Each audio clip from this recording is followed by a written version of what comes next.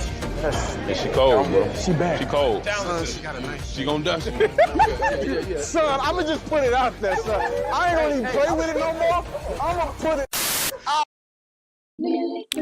Hey guys, and welcome back to Little Black Book. You know what time it is. Talking to you today, guys, about Married at First Sight. We're dealing with Chris and dealing with Paige. And today I've entitled this video, Chris is out here to ruin lives.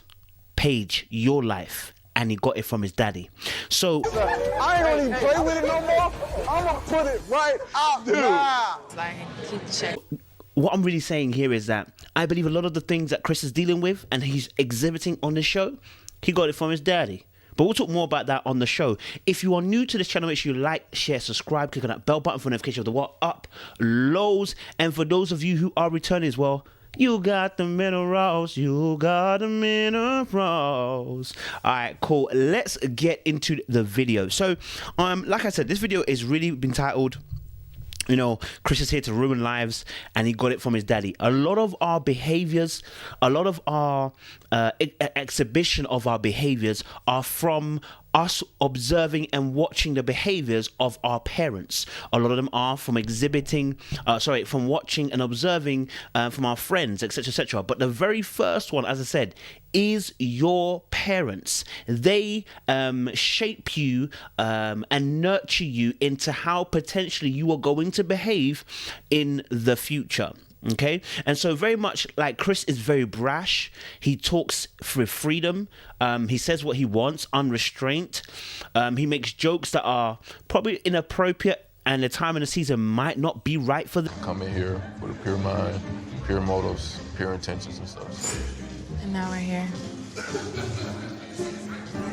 Are you on contraception? I also can see, you know, he's very heavy on the sex conversation.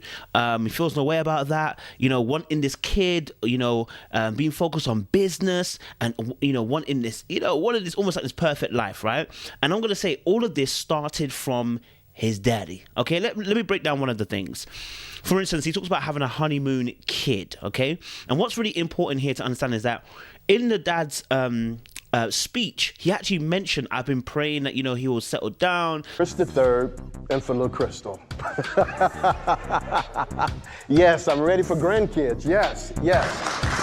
Get a girl, and you know what, we'll have little Crystal Juniors and Chris Juniors, right? And he piled on that pressure instantly. If you listen to the family's message about Chris at the wedding, it was piling on that, you know, Chris wants a child, he doesn't mind a honeymoon baby, But I think a lot of that feeling, that sentiment to want and have a child comes from your daddy. Okay, and sometimes men and women do this, trying to rewrite history. What am I talking about? In the very first episode, he mentioned about how he grew up. He said about how his father had said to him, or I should say, or to him and his brother, he said the very words was that, you know, his father was tough on them. Because growing up, we had to work hard for everything we got. My dad was tough on us. He did not allow us to be lazy, and he wasn't going to give us any handouts, so I had to get it. So I just put my head down. And he said they had to work for everything they had, and this doesn't, and he said he didn't allow for us to be lazy or have handouts, okay? It sounds good. In the black community, we say this a lot. Like we take maybe the example of Bill Gates. Oh, Bill Gates didn't give any of his finances to his children, or Steve Jobs, whoever it was, one of the famous people or whatever, right? And here's my thing. That's not even biblical. The Bible talks about how that, you know, a father leaves an inheritance, right? Even God himself leaves inheritance for us. Like, what more to say that you wouldn't leave something for your child to be able to use to gain a better footing in the world? So it's something that we've coined ourselves, especially in the black community, to try and say, you know, if you become somewhere, you don't want to give your kids something because you don't want to spoil them. Why? Because you had it hard, right? But the point is, that's not what you're meant to do. You're supposed to bring a balance. right? You don't spoil them, but you can show them, a more luxurious style of life, if you want to call it that, whilst also simultaneously teaching them important lessons how to value what they're seeing. Okay, yeah, we can do both without stripping them all the way back to the beginning and saying, hey, start from the bottom. I really believe as well the way that he speaks, and if you hear him speak about, he mentioned on 2 occasions, I think, even also, but in the wedding, he said to Paige when he was sitting down about the story of why he came to Atlanta. I had enough money to either get an apartment or rent a car. I decided that I was going to rent a car and I was going to sleep in there until I got like a big commission check. So what was really interesting about that story was the fact that when he spoke about him moving, he told the whole story of how he became homeless, etc., etc., etc., etc., and spoke about how he had to be in a car. And the way that he told the story, it was like he was gonna want and need for this validation that he was gonna get, right? So he told the story in a way to make it more outlandish, and then said, obviously, then I got my first commission check, $12,000. Go through, a little small rough patch, for whatever reason, to humble me, and got hired here. My first check was like 12 grand. I really believe that a lot of the stuff, when he says it like that, he's looking for that validation, not because I think he's narcissistic or anything like that. Rather a case of not having that validation. No, we heard his dad say, obviously, he knew that both his sons will be in business because he saw them when they were young, etc. But did he get the plaudits? Did he get the congratulations? Did he get the well done, my son? Did he get the I'm proud of you, my son kind of energy? Did he get that all the time? Because whilst you're growing in that development stages of your ages, whilst you were in a stage while you were developing, you ended up homeless, blood.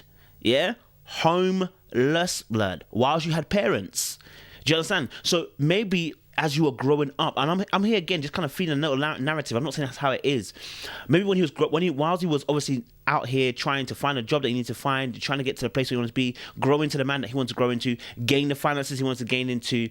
Maybe as he was doing that, as his dad said to him, look, you're going to start from the bottom and do it yourself. Maybe that caused an emotional rift between himself and his father. And then that is going to manifest itself in an emotion, in intimacy problems, because the way that you relate to your parents oftentimes mirrors itself in how you relate to your partner. If you're distant with your parents, you can become either very, and this becomes talking about attachment styles again.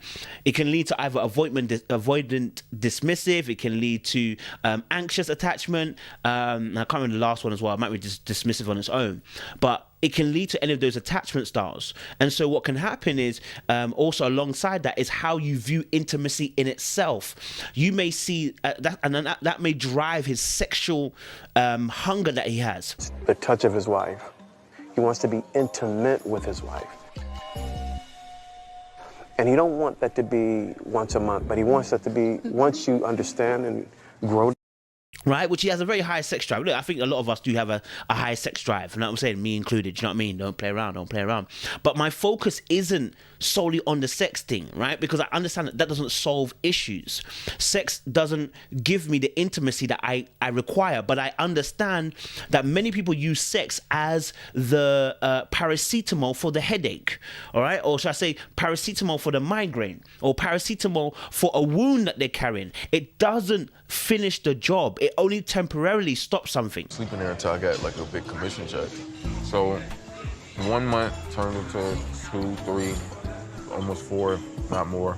And I believe God let me go through, a little small. Sex becomes a lot of people's buck stop in terms of how they operate, right? Sex becomes the deeper communication. Oh, that's how I knew my partner instantly. It's a type of knowing. It is a type of knowing, but it isn't the be all and end all of your knowing of a being or a person, okay? Yes, it's very intimate to have sex, but when it's not used in its correct basis, it becomes a baseless activity. It becomes something that just fills up time, and all it does is actually rob you rather than add to you, because you're not doing it in the right vein, in the right fashion, which is that I'm using this to connect with you, not to dismiss what I'm missing, but rather to add to what we already have.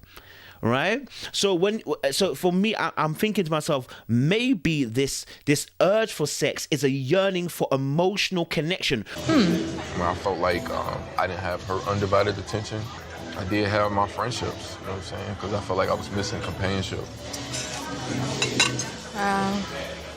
Which is why also maybe as well that he talks so freely to Paige about all that he's gone through, the engagements, you know, the tattoo thing, the dog thing. He's just willing to share it all. Maybe the lack of that emotional connection with the parents, and I'm surmising, I'm not saying that's the absolute truth. Maybe that is drawing that out of him to talk so freely with Paige, right? He said obviously as well, she makes it easier to talk to him. Like he feels comfortable talking to her, right? Maybe she's become his counselor in some shape or form. Maybe she's now the mindset that he's looking at her as, she's got great ears to hear me, you know? Sometimes we can do that, you know? But the other side of that also as well, him being free and talking loads about his situation could just be the fact that he don't like her. And this is a self-sabotaging move. It sounds mad, but just deep it. When you don't like that, you don't like the girl and you want to get out of the situation, how do you do it? Make her not like you.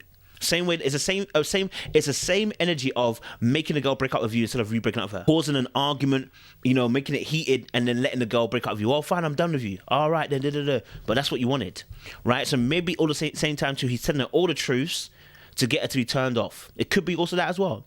But back to my thing about, he got it from his daddy. So we talked about obviously the honeymoon baby and the push and drive for that. Well, just another example, at the end of the show, we're going to see next few weeks situations in a clip where he says these words. He says, having a kid is manning up. And I was like, what? Having a kid is manning up. Do you hear yourself? Chris, do you hear yourself? You need to step up. So you gotta man up. I have a kid on the way. What about that isn't manning up? Do you have a plan for how you're gonna handle this? Having a kid is manning up. No, it's not. Having a kid is not man up. You have to man up to have this kid, but you don't man up automatically because you've had a kid. And that let me see that, okay, if he sees fatherhood as a man up, where does he get that information from? Is that from his father? Because where else is he getting that collation of information? I hope it's not from his pastor. I don't think it would be from his pastor. A collation of information to tell you that when you have a kid, you've manned up. And I'm thinking to myself, is he trying to prove to his father? Because you see, the whole thing of you got to start from the bottom, you have to work for everything you've had to do. He was hard on us, you know, he was tough on us. Really sometimes can be synonyms and veiled words for actually my dad was emotionally distant and he made sure we worked hard to get where we're going to, but actually there was no real plaudits or appreciation. Do you understand? Sometimes that's what the code word is, right? And so sometimes what happens is, just like the Simon Cowell effect, when Simon Cowell gives you a compliment, how do you feel?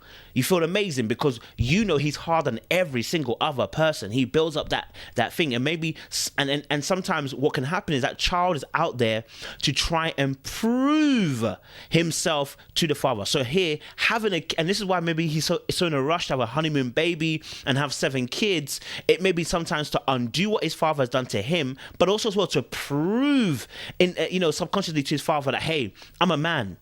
You know what I'm saying? Like, you left me to it, but I'm a man. Look at me. I've grown into a man. I did it. You know what I'm saying? I did it. I became a man. You left me to my devices, but I became a man. And it's interesting because the mother actually contradicted that point when about the honeymoon phase baby. She said, get to know each other first before you start bringing in family. Yeah.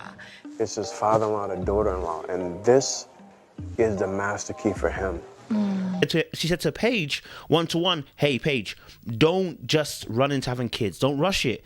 Like, don't get caught up in that. You know what I'm saying? Get to know each other. Do you know what I'm saying? Spend time with each other. Don't just rush into having kids. And the dad kind of looked at her and it cut off, right?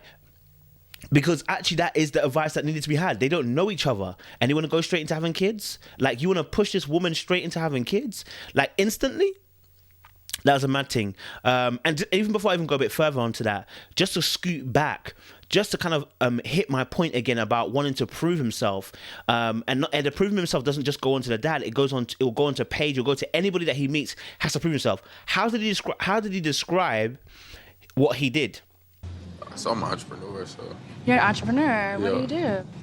I'm the youngest black franchise owner of a particular brand in Atlanta, and he described himself as a job. He said, "I'm the youngest black owner of a franchise." Da, da, da. He had to magnify it even more. Again, what? To prove, give me the plaudits, not because I'm narcissistic, but rather to prove to you that I can accomplish things.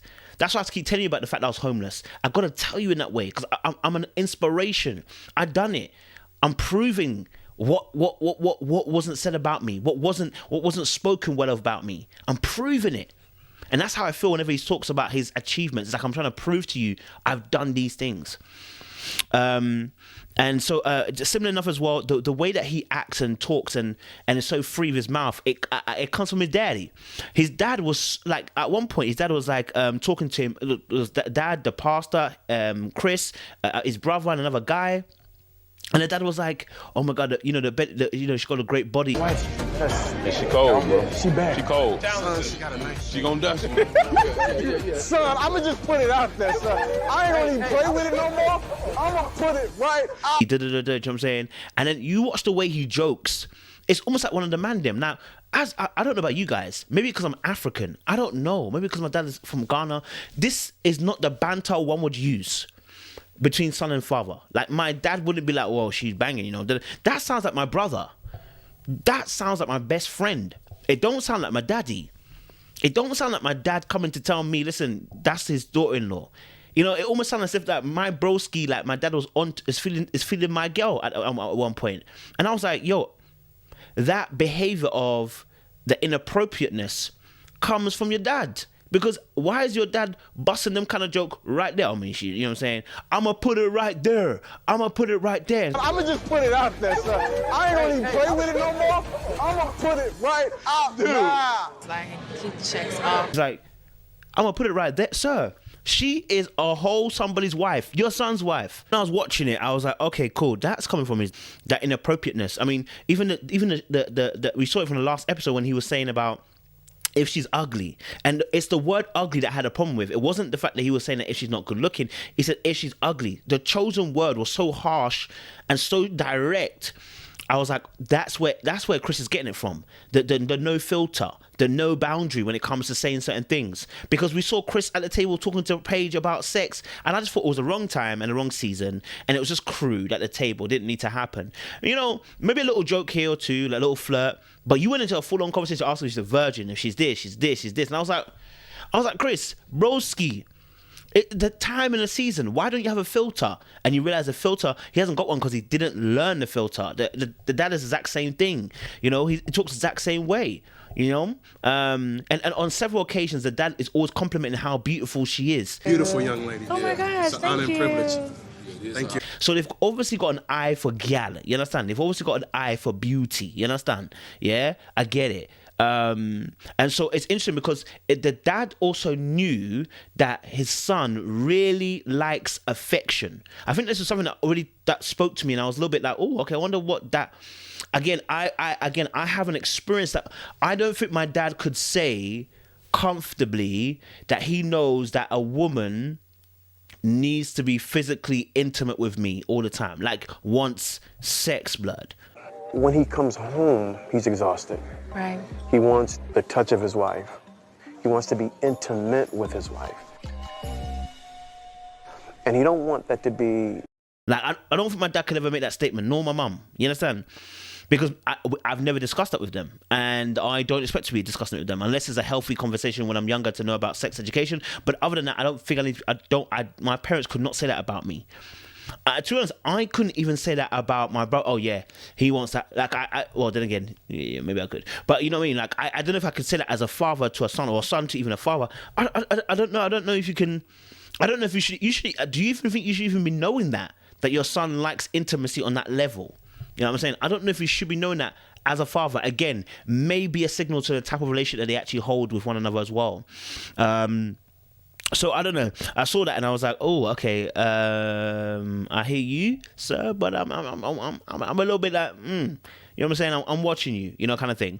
And then obviously, I said about the business. I said already about this as well. The business itself. The father saw the potential in both of his sons anyway, and I really believe that he probably pushed and drove his sons to be better and to strive for the best. But it also may have contributed towards, like I said, emotional distance that they have as well. I also want to say about a little bit about the ego as well, and that independent spirit that I think Chris is going to carry. I think there's going to be an independent spirit that Chris will carry, which is that, you know what, it's my way or the kind of highway in a sense. And the reason why is because when you get left on your own, when you get told to do what you think and you become independent over a period of time from your youth to your adulthood, it's very difficult to take instructions. Pride and ego are the two main things that carry you. Look at David. David was a very humble worshiper, but at a point, the reason why he got caught with the Bathsheba thing was pride set in. And listen, it happens to a lot of us, don't get it twisted, but pride set in, and it caused him to choose Bathsheba even when being told no, because he didn't like told no. Why? Because he probably wasn't getting told anything. Whilst he was in the field, when David before he started as a king, he was a shepherd. Okay, and he was doing all the sheep things. So whilst he's out there and being separated from his brothers, to the fact that, and we know that he wasn't really cool with his dad, because his dad didn't even remember he was in the field until the prophet asked him, bro, where's the last son? And he's like, oh, I've got one in the field. So this relationship between his dad and him weren't that great. And so that Bathsheba situation exhibits his lust for something and of a relationship with his father, because obviously his father didn't remember him when he was in the field, and so because he wouldn't have had much instruction from his father, therefore when he got into a position of power, what did he do? He took advantage of it and took Bathsheba, because if you haven't been able to take it from when you were younger, when you get older, you just exhibit full force. I should know. You like to be on your own and independent, and no one can tell you what it is. You will do as you please. Okay? So that is another consideration to kind of take into play, that may be the cause of the ego and the pride that that I'm starting to see in Chris a little bit in the way that he moves. Just also as well, like I said as well, the lack of emotional care potentially from childhood also is contributing towards wanting to connect physically as well. They were playing footsie at the end. Remember, you've seen that as well.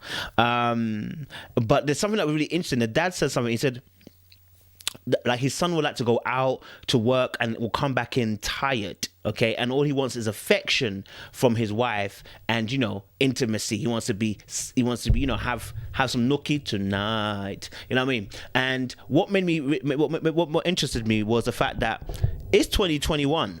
Okay, it's 2021 where women work just as we are working. The whole "I'm tired" will not wash very long. Right? The whole "I'm tired" will not wash very long. Why? Because both parties are working. Both parties are feeling the pulls and the drags of working on a day-to-day basis. So that coming back needs to be actually a compromise, because both parties are going to need one another. Unless she's going to quit her job and just be a realtor and maybe, like, you know, look after her house, whatever, then fair enough. But if she's going to work full-time, they're both going to have to compromise on this. It won't work, him just coming and saying, I need a woman to be there for me. And this whole, and I'm getting this feeling of, I just need a woman to be there for me, which is what is pushing me and driving me to thinking this emotional care that he needs, this affection that he needs is driven from the childhood. This affection is needed from the young kid that didn't get it when he was younger, and it's driving him now in this relationship to drive towards that type of affection, I feel like. But I believe that Paige is a good person and has the ability to be able to bend and to mold herself around his needs. It's just whether she'll have the strength to be able to let him know she also has needs, okay? And it's not of the physical nature. It's not of the finances. It's not of the money. It's not of the houses. It's not of the Chanel bags. It's not of the Birkin bags. It is of the emotional need. Can you give that? Can you give that? That's a big question. you know. And so my fear is that Paige will love him, but she'll love him simultaneously with adoration. And the adoration in this aspect, when the person may not be for you, can be taken advantage of. Okay, like she asked him a question which is really interesting, and I mean, with the right guy, it's a beautiful question. She asked him, "What do you think of my sleepwear?" What do you think of my sleepwear? I ain't really examined it. Right, and that's great in a really loving, committed relationship, or even I should say, someone who really cares about you. Nice question, especially to a female, to a man. It means you're feminine. You're willing to let the man. When you ask a man's opinion, when you ask a man, what do you think? When you ask a man, what should we do? It really boosts up the male ego. This. I'm telling you, ladies, if you listen to me, hear this correctly. But if you ask him, you know, and you know, and you mean it when you're asking it, you prop up his ego, man. You know what I'm saying? You win points, man. What do you want to eat for dinner? He'll go and cook it at night, bruv. That's how you play on the masculine energy. You play on it by making it feel like it's really needed. Babe, we're about to go out tonight. What do you think? I should wear a red or blue dress? What are you thinking? He might say red. He'd be like, I'm going to go blue. Thanks for the opinion there. Right? And you'd be like, I don't know why you even asked me. I just wanted to know your opinion. You know what I mean? You know what I'm saying? Like it's, and you can make it even into a game, but what you're doing, you're just trying to incite the masculine energy from him. Because you want to say to him, look, you're needed. Yeah, the light bulb is on. Who can't change a light bulb these days? Most people can't. Most people can change a light bulb. But you ask him, listen, babe, can you change the light bulb for me? Yeah? And that makes us feel like we have to protect you. You know, even the voice and then the eyes. Babe, can you change the light bulb for me? Look, it moves most men. It will move them because their protector energy comes out. Because what you're showing me is that you're needed. I'm needed. And you need my help. Not every guy will respond this way, but most guys will respond in a correct manner. Do you understand? So when she asked that question, it was a tap into the masculinity, and he was like, "Oh, I hadn't even seen it, you know, but it looks good, right?" Tapping into that masculine energy. But if it's a wrong person, all that happens is, you know, you look desperate and you look needy. Wrong person looks desperate, looks needy. You know what I'm saying? It just looks like, oh, you ain't got no confidence. But really, that's not what it is. You know what I'm saying? So, yeah, man, I mean, this is the first video I'm dropping. I'm going to drop some more. But that was my understanding. I really felt like the father was a contributing factor into him even wanting the type of girl that he wants in terms of good looking. Because the way the dad was the first one to say, obviously, yeah, my son wants him not ugly, etc., etc. I think the dad's upbringing has caused him to want to talk about his achievements in a way that he's so proud and so, you know, I did it, you know what I'm saying, I'm independent, I made it, etc., etc., trying to prove his worth. And I definitely feel like obviously that the father wanting you know, grandkids has also pushed a desire on Chris as well to want kids so early, because he links it potentially to manhood. And again, that viewpoint of manhood comes from having kids is an askew one, and so yeah, you know, kids are a responsibility, and the man is the one that handles his responsibility. Do you understand? So yeah, guys, make sure you like, share and subscribe. We really, really appreciate you. Stay locked and stay loaded, and watch out for more reviews, and join us for a live tonight, Thursday nights, okay, at 2 a.m. in the UK. That means 8 o'clock, that's 8 o'clock CST time, and 9 o'clock, that is EST time, every week on a Thursday after, so that we can do some Married at First Sight lives and get you guys involved. Appreciate it, guys. Stay locked and stay loaded.